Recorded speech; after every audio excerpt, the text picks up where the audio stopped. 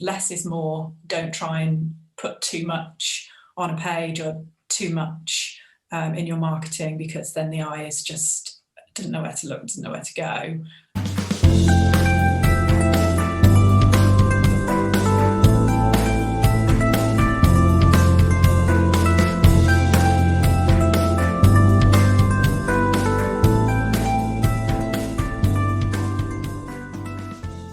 Hi everyone, welcome to the Marketing Snapshot, and with me today I've got Steph Stradling from Ozen Creative. Hi Steph. Hiya. How you doing? I'm good today, thank you. Good. So the whole purpose of these kind of Zoom calls is really to kind of help people to understand what the various bits of marketing are all about. And it'd be really good to hear about what you do for Ozen Creative and why your clients need it. Okay. Well, Ozen Creative is a visual branding business, and what I do for my clients is I look at the visual brand as a whole, and whether they've whether they need a new brand with a new logo, and the visual brand that goes with that, or whether they're looking at a refresh of their existing brand and the visual brand that goes with it, and look at working the whole of their branding as a consistent personality. So whether that's online marketing or offline marketing, like print marketing, getting it all consistent, so it's like a personality of its own. So when your customer sees your marketing, there's already a connection, there's already a familiarity with the brand. Brilliant. Yeah, and I like the way you said connection there, because that's kind of what I like to do as well, is try and make sure that clients have a connection with their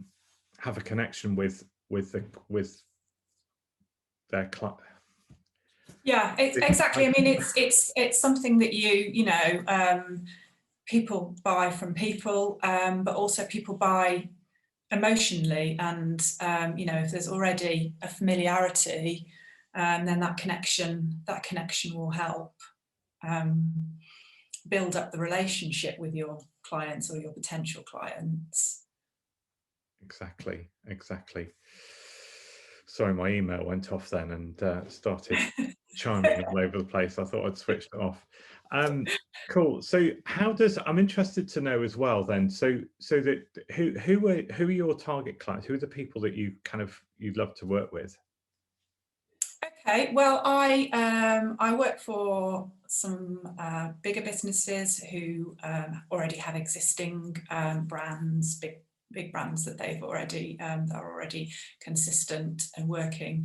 And with those clients, it tends to be about creating sub-brands, so styles within a style for certain projects, but still retaining that overall visual brand.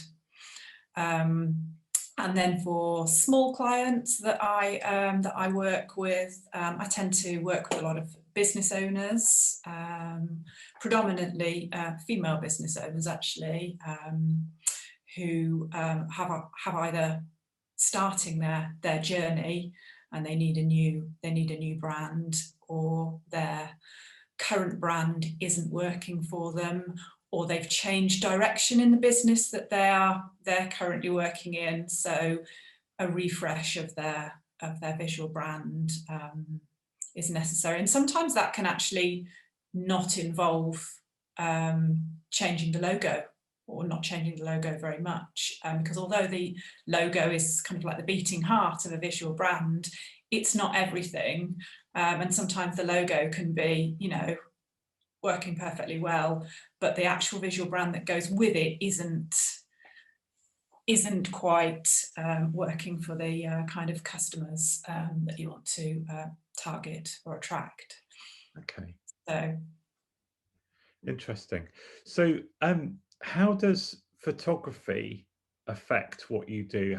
Is that something that you generally find people turn up with, or is it stuff that they don't generally have, or what do you? Yeah, I mean, it varies from client to client, but photography is hugely important in your visual brand.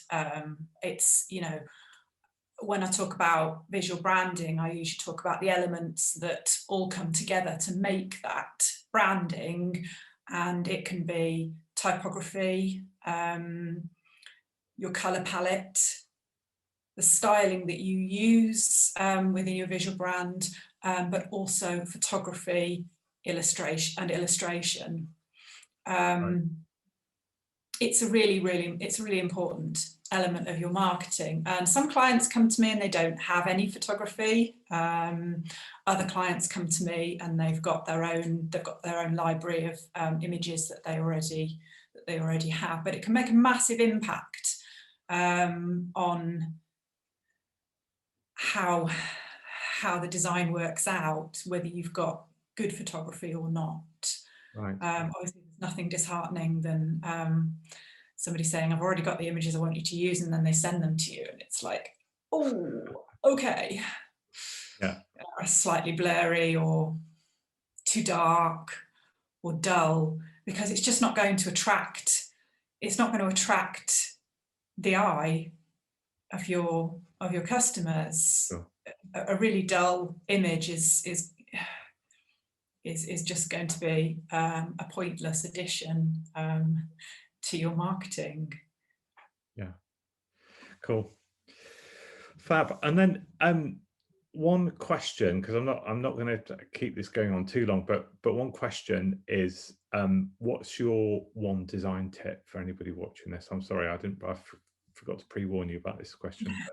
Just so I'm going to drop it on you. one amazing tip for people on design. It would be, just one off the top of my head would be to keep it simple. Okay. Less is more. Don't try and put too much on a page or too much in your marketing, because then the eye is just doesn't know where to look, doesn't know where to go.